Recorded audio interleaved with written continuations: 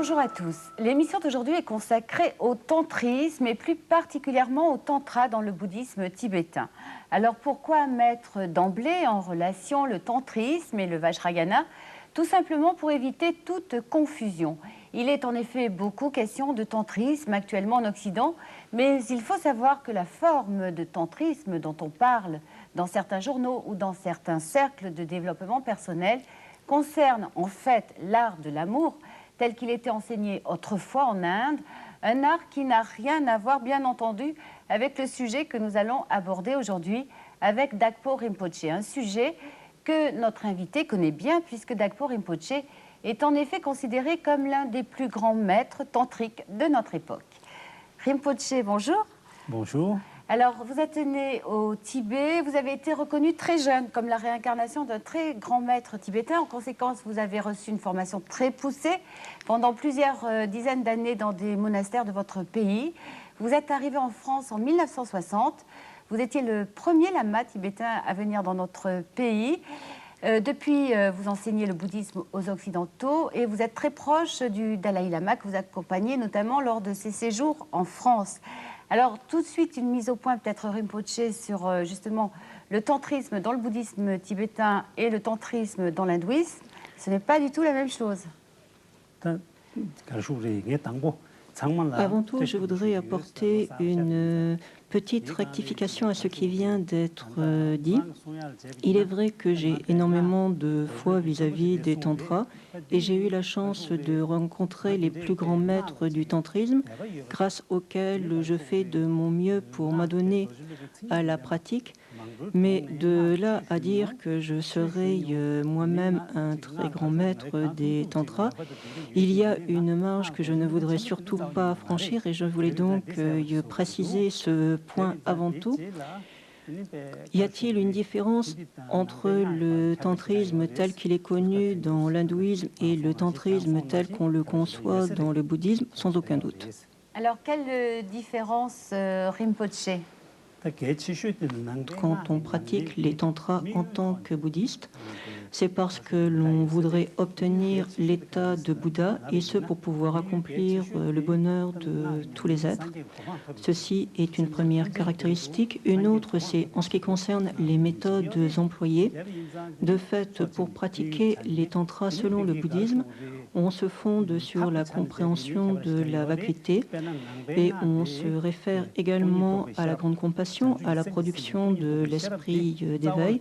Et à ma connaissance, je ne pense pas que l'on conçoive la compréhension de la vacuité dans les tantras tels qu'ils sont admis dans l'hindouisme. Alors, pour bien comprendre la place des tantras dans le bouddhisme, Rinpoche, je crois qu'il y a deux voies principalement dans le bouddhisme. Lesquelles? Dans le grand véhicule, il y a deux traditions, celle dite des paramitas, c'est-à-dire des perfections, et le vajrayana, c'est-à-dire le véhicule adamanta. Donc, quand on parle de vajrayana ou quand on parle de tantrisme, on parle de la même chose.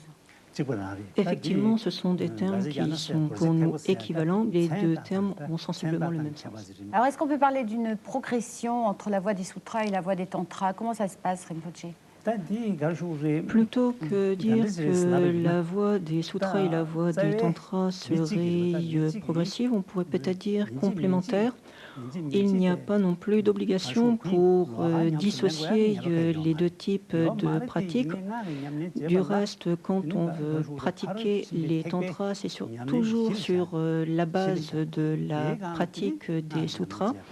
Sinon, il est vrai que ceux qui le préfèrent peuvent s'en tenir à la pratique du paramitayana, c'est-à-dire de la voie des sutras, mais il serait impossible de pratiquer les tantras sans se fonder sur les sutras.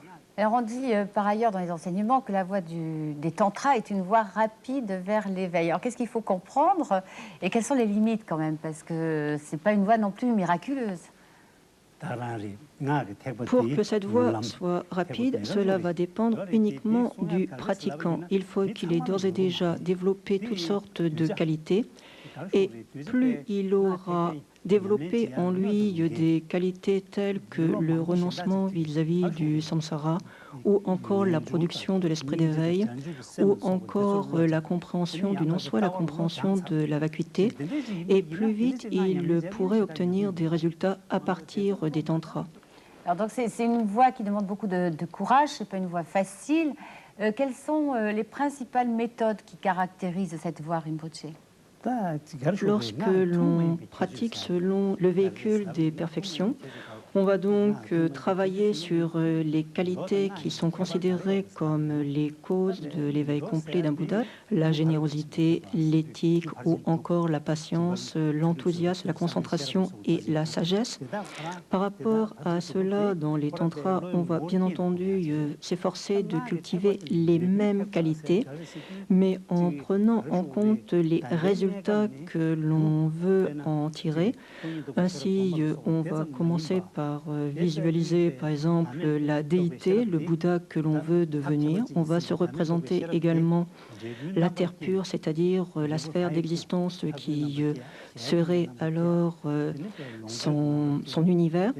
Et c'est donc en se fondant sur les résultats que l'on veut obtenir au travers de la pratique que l'on va mener l'application du tantra, ce que l'on ne peut pas faire dans la voie des sutras.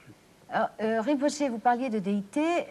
Justement, comment définir les déités? Puisque parfois on parle de déités courroucées, de déités non courroucées, de déités enlacées, ce qui a donné lieu aussi à beaucoup d'interprétations par rapport à la sexualité. Comment définir tout ça et dans quel cadre les replacer? Dans la pratique des tantras, si l'on fait porter les méditations sur les déités, c'est en tant que méthode. On commence par faire se manifester en soi la compréhension du non-soi ou encore la compréhension de la vacuité. Et il faut alors penser que c'est la compréhension que l'on a de la vacuité qui prend la forme de la déité, qui prend la forme également de son entourage. Et cela va permettre de renforcer notablement toutes les méditations que l'on pourrait faire à partir de là. Sinon, il est vrai que l'on va également se représenter les déités de manière très diverse. Par exemple, on va imaginer des déités paisibles lorsque l'on veut prendre en référence et cultiver en soi des qualités qui relèvent de la méthode. Donc des qualités telles que l'amour, des qualités telles que la compassion. L'on va faire appel à des déités d'aspect courroucé pour représenter le combat à mener contre les défauts, contre les imperfections, contre les passions, contre les facteurs perturbateurs. Et enfin, c'est vrai que l'on va également se représenter des déités enlacées, étant entendu que là, c'est pour représenter l'union qui est indispensable entre l'aspect méthode et l'aspect sagesse. Donc, Rinpoche, est-ce qu'on peut dire que finalement, la nature de l'esprit, elle ne change pas? Ce qui change, ce sont les facteurs perturbateurs et que ces déités, ces visualisations nous permettent de modifier ces facteurs perturbateurs? Pour que les méditations puissent apporter le résultat que l'on recherche, il ne faut pas oublier que dans les tantras, on commence donc toujours par faire en sorte de comprendre la vacuité, et c'est la compréhension que l'on a obtenue de la vacuité qui ensuite se remanifeste avec l'aspect de la déité, méditation que l'on utilise alors pour combattre les facteurs perturbateurs. Mais sinon, si nous nous contentons de méditer des formes de déités diverses, sans faire le lien avec la compréhension de la vacuité, ce n'est pas ainsi que l'on pourrait obtenir une transformation intérieure. Alors, je crois qu'il y a une précision peut-être à apporter, Rinpoche, c'est que ces visualisations, les mantras des déités qui correspondent, sont donnés au cours de certaines initiations. Et qu'il est recommandé de ne pas les utiliser n'importe comment, et surtout pas si on n'a pas reçu ces initiations. Bien sûr, si on veut réciter des mantras sans en avoir reçu la transmission, sans doute que cela ne pourrait pas nuire, mais on ne pourrait pas en tirer tant de résultats que cela. En revanche, pour ce qui est des méditations de déité, c'est vrai qu'il est indispensable d'en avoir obtenu l'autorisation au travers d'une initiation. Alors en conclusion, Rinpoché, dans le tantrisme, on peut utiliser toutes les énergies. Est-ce qu'il y en a qui sont considérées comme mauvaises, d'autres bonnes, ou est-ce qu'on dit que finalement on peut transformer toutes les énergies, quelles qu'elles soient, en sagesse?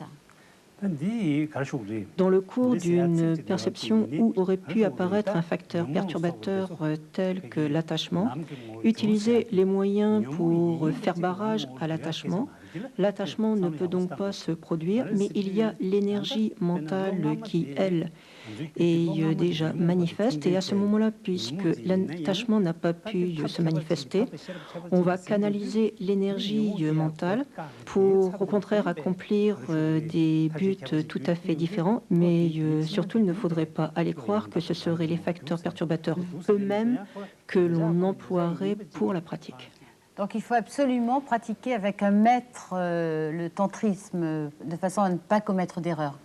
D'une manière générale, dans le bouddhisme, on considère toujours comme indispensable de s'en remettre à un guide, à un maître spirituel, et c'est encore plus vrai dans la pratique des tantras.